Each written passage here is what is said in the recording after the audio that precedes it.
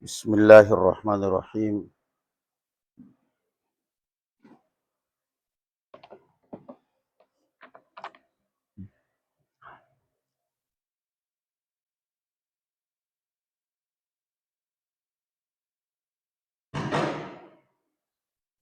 Alhamdulillah. Sallallahu ala nabiyyina Muhammad wa ala alihi wa ashabihi wa sallama tasliman katsira amma ba'd. Allahumma a'inna ala dzikrika wa syukrika wa husni ibadatik. Allahumma ighfir lana warhamna wahdina warzuqna.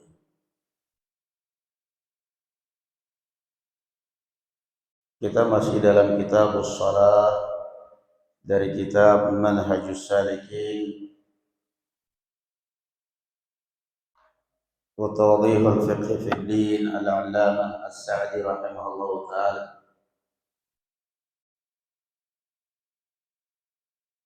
باب صلاة التطوع. Bab salat tatawwu, salat sunnah. Salat sunnah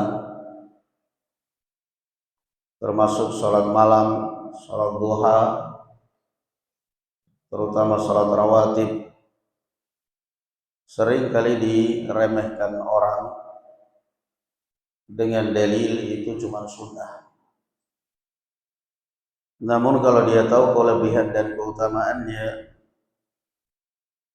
dia akan merasa lebih baik kehilangan dunia daripada harus meninggalkan salat sunnah yang diajarkan oleh Rasulullah SAW. Allah Azza wa Jalla mengatakan dalam hadis kursi, "Wala yazalu 'abdi yataqarrabu ilayya bin nawafili hatta uhibbah." Dan hambaku senantiasa beribadah mendekatkan diri kepadaku dengan mengerjakan yang sunnah sampai aku mencintainya. Salah satu sebab Allah Azza wa Jalla mencintai hamba adalah ibadah-ibadah yang sunnah. Salat sunnah. Lalu kalau Allah Azza wa Jalla mencintai seorang hamba, apa bisa dirasakan? Apa yang dirasakan hamba atau apa yang dirasakan seseorang ketika Allah Azza wa Jalla mencintainya? Kalau kita sedang dicintai oleh seseorang, itu kita merasakan. Ini orang senang banget sama saya, cinta banget sama saya, terasa ya. Lalu apakah Allah Azza wa Jalla ketika mencintai seorang hamba akan terasa? Akan sangat terasa. Allah Azza wa Jalla mengatakan, "Fa idza ahbabtuhu," kalau aku mencintai seorang hamba, "kuntu sam'ahu alladhi yasma'u bih," akulah pendengaran dia untuk mendengar, "wa basarahu alladhi yubsiru bih," akulah penglihatan dia untuk melihat, "wa yadahu allati yabtashu biha," akulah tangan dia untuk memegang dan memukul, "wa rijlahu allati yamshi biha," akulah kakinya untuk dia berjalan. Makna daripada kalimat ini semua artinya, kalau Allah Azza wa Jalla mencintai seseorang, maka orang itu akan terarah ke jalan yang benar dengan sendirinya. Telinganya terarah apa yang dia dengar, matanya terarah apa yang dia lihat. Kalaupun seandainya sewaktu-waktu dia melihat atau mendengar yang muharramat, itu seakan-akan ada teguran. Seakan-akan ada teguran dari dalam hatinya, iman. Kemudian tangannya, kakinya terarah, lesannya terarah. Ketika dia banyak lalai dan menyimpang dari kebenaran, tanpa ada yang negur, itu ada yang tegur. Tertegur dengan sendirinya dia, sadar dengan sendirinya. Itu diantara tandanya kalau Allah mencintai seorang hamba. Sibuk dengan aib sendiri, sibuk dengan urusan sendiri, aib sendiri, tidak menyibukkan diri dengan aib orang lain. Matanya terkontrol apa yang dia lihat, telinganya terkontrol apa yang dia dengar. Ketika dia melihat atau mendengar sesuatu yang haramat, itu tekanan batin berat bagi dia.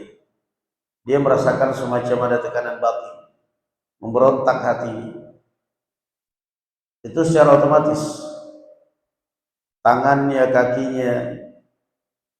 Kemudian kata Rasul, kata Allah Azza wa Jal, in sa'alani la'u'tiyannah wa in ista'adhani la'u'idannah. Kalau dia meminta kepadaku, aku akan beri permintaannya, dan jika dia meminta perlindungan, memohon perlindungan, saya akan terlindungi hidupnya, dilindungi oleh Allah Subhanahu wa ta'ala, sehingga akan sangat terasa itu. Karena orang kadang-kadang merasakan apa, mungkin kita bisa merasakan bahwa Allah Subhanahu wa ta'ala mencintai kita sangat. Dalilnya hadis yang kita bacakan, hadis kursi. Hadis kursi, in sa'alani la'u'tiyannah wa in ista'adhani la'u'idannah. Dia selalu terlindung. Dia terlindung dari yang haram, terlindung barakallahu fikum dari gangguan fitnah di dunia dan di akhirat, selalu terarah. Ketika orang terjerumus dalam fitnah, dia terarah hidupnya. Itulah salah satu tanda bahwa Allah Azza wa Jalla mencintai seorang hamba. Terarah walaupun dia sendirian. Walaupun dia sendirian, dia ada CCTV yang kuat yang mengontrol hidup dia. Maka itu salah satu keutamaan daripada ibadah-ibadah yang sunnah, mendatangkan cinta Allah Azza wa Jalla kepada seorang hamba. Dan ini kecintaan yang hakiki. Qala wa akaduha, dan yang paling muakkad dari salat-salat sunnah adalah, ada istilah salat sunnah muakkad yang sangat ditekankan, adalah yang pertama salatul kusuf, salat gerhana. Lianna an-nabiy sallallahu alaihi wasallam fa'alaha wa amara biha. Karena Nabi sallallahu alaihi wasallam mengerjakannya dan memerintahkannya. Beliau sallallahu alaihi wasallam ketika terjadi gerhana, beliau mengatakan, innasyamsa wal qamara ayataini min ayatillah yukhawifullahu bihima ibadah wa innahuma la yankashifani limauti ahadin minan nas fa idza ra'aytum minha syai'an fasallu wad'u Allah hatta yukshaba ma bikum. Demikian dalam riwayat Bukhari dan Muslim. Keyakinan orang-orang jahiliyah bahwa ketika terjadi gerhana matahari atau gerhana bulan, itu pertanda ada pembesar yang meninggal. Ada tokoh masyarakat, ada pembesar yang meninggal. Maka Rasul sallallahu alaihi wasallam mengikis keyakinan mereka ini dengan ucapan, innasyamsa wal qamar, sesungguhnya matahari dan bulan adalah ayatani min ayatillah, tanda-tanda kebesaran Allah, dan dia tidak akan pernah gerhana hanya karena meninggalnya seseorang, melainkan karena Allah Azza wa Jalla yang berkuasa yang merintahkannya. Maka kalau kalian melihat itu, salatlah dan berdoalah kepada Allah sampai kembali tersingkap. Nah, itu sunnah yang paling muakkad, salat sunnah gerhana. Jadi Rasul mengatakan, fa idza ra'aitum minha syai'an, kalau kalian lihat. Makanya kadang-kadang orang baru dengar pengumuman akan terjadi gerhana di tanggal sekian, jam 2 gerhana bulan. Orang sudah mengumumkan, sudah diumumkan akan diadakan sholat di masjid ini, sholat gerhana akan diadakan dengan imam fulan, khatib fulan. Apa perlunya pengumuman seperti itu jam 2 malam? Terlalu mendahului takdir. Nah, kalau seandainya kita jam 2 di Tegal, di Jakarta terlihat gerhana di Jakarta. Kenapa di Jakarta? Langit jernih, nggak ada hujan. Giliran kita di Tegal jam 2, hujan deras, mendung, petir, hitam langit. Apa yang kita lihat? Tetap sholat gerhana. Gerhana apa yang kalian lihat? Langit nggak kelihatan sama sekali. Tidak ada. Rasulullah mengatakan, idza ra'aitum, kalau kalian melihat. Di Jakarta mengatakan kami sedang sholat gerhana. Kenapa kalian di Tegal nggak sholat gerhana? Kita di sini nggak ada gerhana. Kita dari sini jam 12, dari jam 11, dari jam 11 malam, hujan, petir, mendung, hitam, udah nggak kelihatan sama sekali. Apa yang mau sholat? Itu yang sering ya kadang-kadang barakallahu. Ibadah itu adalah tauqifiyah. Ibadah adalah tauqifiyah, kita berjalan sesuai dengan dalil. Gerhana matahari juga sama. Mau berdasarkan hisab bahwa sudah diumumkan akan terjadi gerhana matahari jam 12 siang, jam 1 siang terjadi gerhana jam 1 siang. Apa kita umumkan akan diadakan sholat gerhana? Mendahului takdir. Yang namanya gerhana itu barakallahu fikum bisa jadi terjadi di sebagian wilayah, sebagian yang wilayah-wilayah yang lain tidak terlihat. Seperti yang tadi kita contohkan. Wilayah-wilayah yang lain mereka melihat jam 1 memang terjadi gerhana, sementara di tempat kita jangankan mau terlihat matahari, melihat langit aja gak ada. Jangankan kita mau melihat matahari, langit aja gak terlihat. Mendung, hitam, petir, kilat, angin, hujan. Jadi orang, kalian nggak sholat gerhana gitu. Apa kita nggak ngelihat? Jangankan kita melihat matahari, dari pagi hujan kita di Tegal misalnya. Dari pagi kita hujan, mendung, awan hitam, petir, langit hujan kencang. Apa ini? Kita nggak ngelihat apa-apa. Jangankan matahari, langit kita nggak lihat dari pagi. Sekarang mau sholat apa ini seperti ini? Jadi kadang-kadang barakallahu fikum, itulah semangat kebablasan. Itulah yang semangat kebablasan. Gerhananya ntar jam 2 malam, begitu maghrib udah ada WA masuk. Ustaz, apa nanti ada sholat gerhana? Gak usah dijawab, malas. Kalau sholat Id, ya kita umumkan. Kenapa? 1 Syawal sudah jelas. Sholat istisqa kita umumkan. Kenapa? Programnya, agendanya dari kita, jadwalnya dari kita. Sholat tarawih juga sama, bisa kita umumkan, jadwalnya dari kita. Sholat Jumat dan sholat gerhana kan sama aja dengan mengumumkan ada orang sakit. Kita lihat ini orang sakit parah ini. Kepada seluruh ikhwan, besok siap-siap insya Allah kita sholat jenazah. Orang ini sudah sakit parah, kelihatannya besok sudah mau mati. Ternyata besok hidup lagi, besok sehat. Dan pengumumannya dicabut akhirnya. Orang sudah pada datang kumpul untuk sholat jenazah. Mana yang mau disolatin? Itu lagi nyangkul sawah. Kenapa? Katanya, ya kan saya pikir sudah mau mati. Masalahnya kemarin itu udah menggap-menggap aja dia. Napasnya udah Senin Kemis. Darah udah keluar, bahkan dia sudah teriak-teriak, ayo panggilkan, umumkan. Kayaknya udah mau mati nih, besok biar saya disolatin.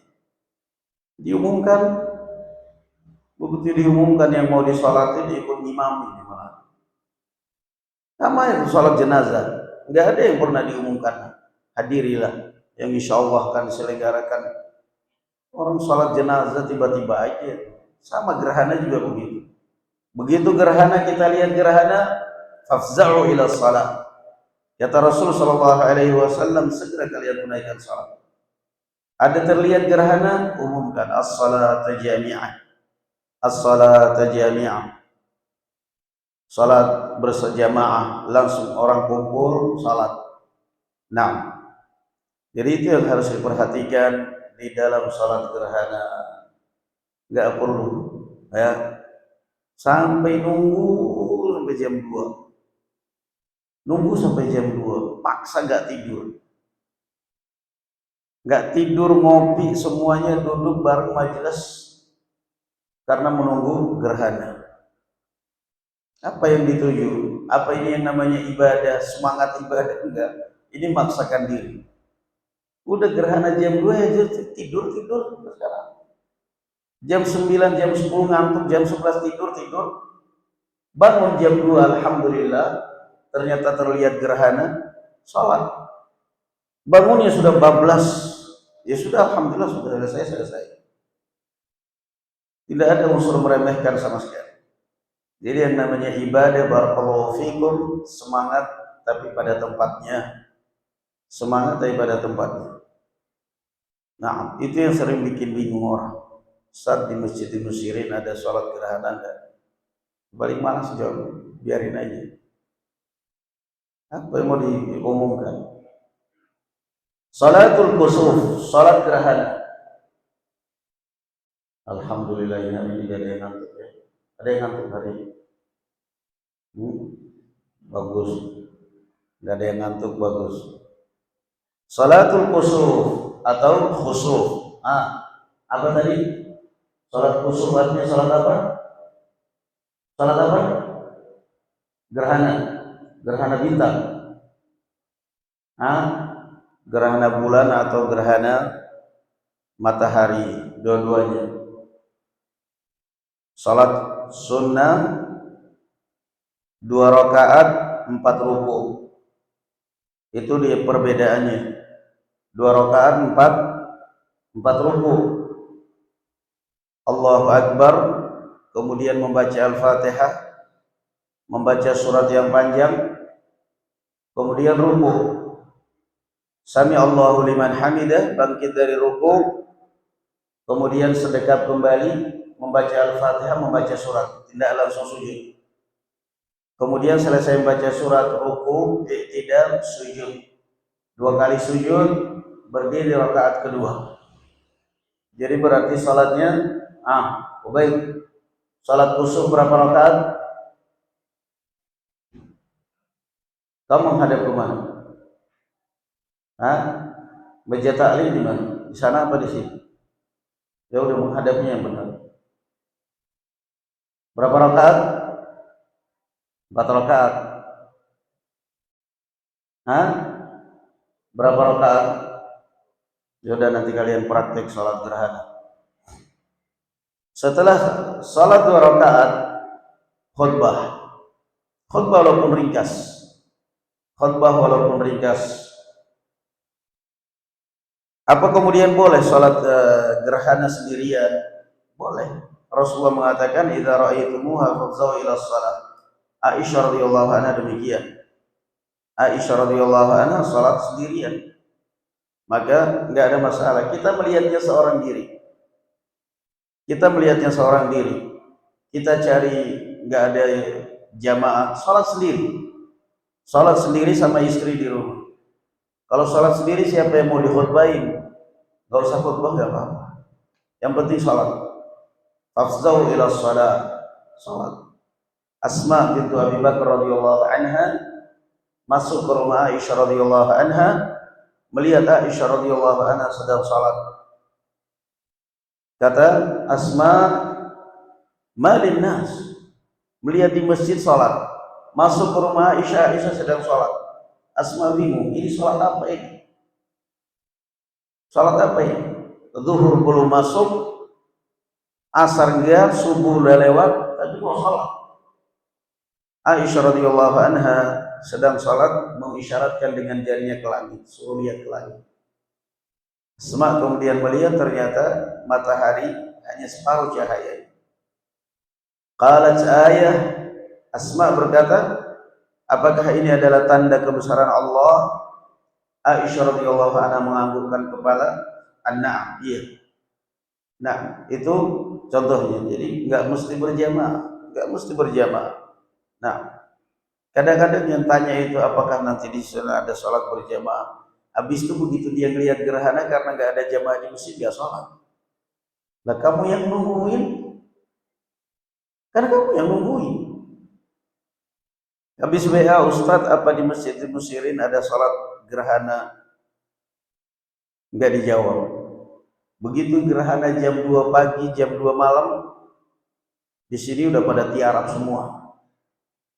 Termasuk ustadznya. Akhirnya nggak ada sholat, tidur semua. Dia yang nungguin, habis itu begitu dia lihat gerhana nggak sholat. Alasannya nggak ada sholat jamaah. Salah. Kamu sudah nungguin lihat gerhana sholat. Walaupun sendirian. Tidak perlu khutbah.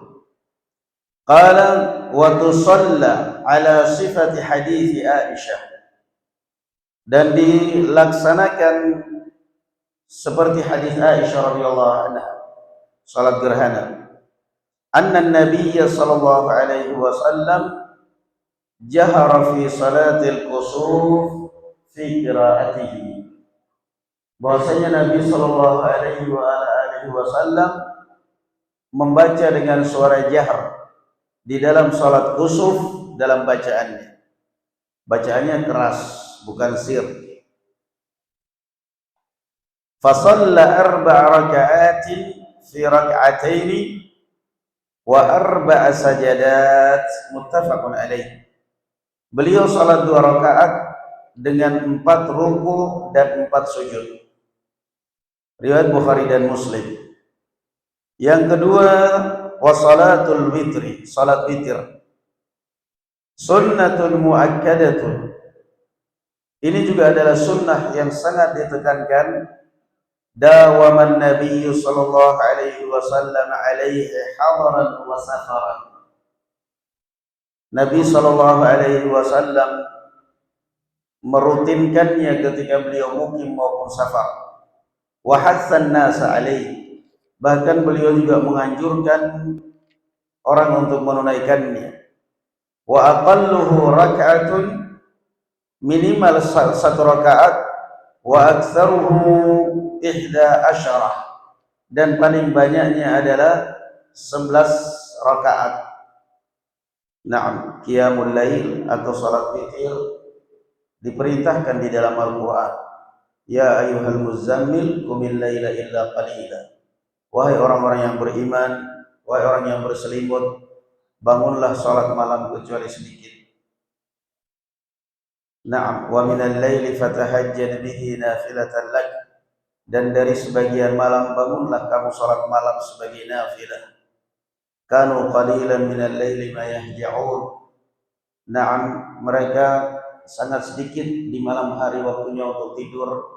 Mereka bangun untuk salat malam. Tatajafa junubuhum 'anil madaji'i yad'una rabbahum khaufan wa tama'an wa mimma razaqnahum yunfiqun. Salat malam diperintahkan oleh Allah Azza wa Jalla, namun perintahnya bukan perintah wajib tapi perintah sunnah yang tidak sepantasnya untuk diremehkan. Abdullah bin Umar radhiyallahu anhu dalam tidur dia bermimpi. Tiba-tiba dalam tidurnya dia bermimpi didatangi oleh 2 orang, kemudian diambil. Yang satu megang tangan kanan, yang satu megang tangan kiri, dan kemudian dibawa, entah dibawa kemana, gak taunya beliau mengatakan saya dibawa ke api.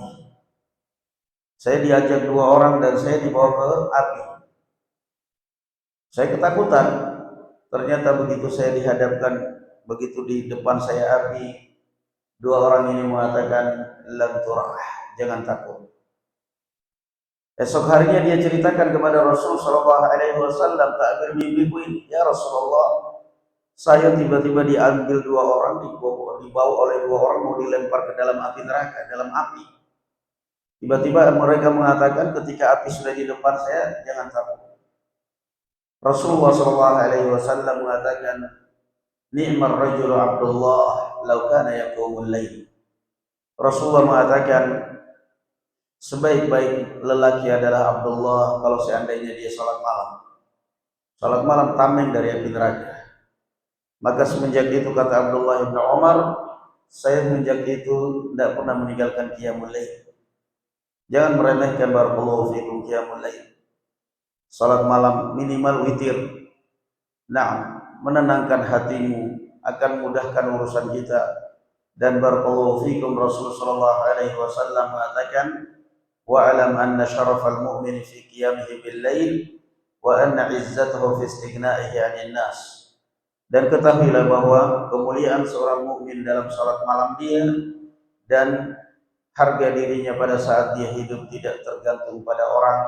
Nas'alullah as-salamata wal afiyah. Barakallahu fikum. Alhamdulillah. Assalamualaikum warahmatullahi taala wabarakatuh.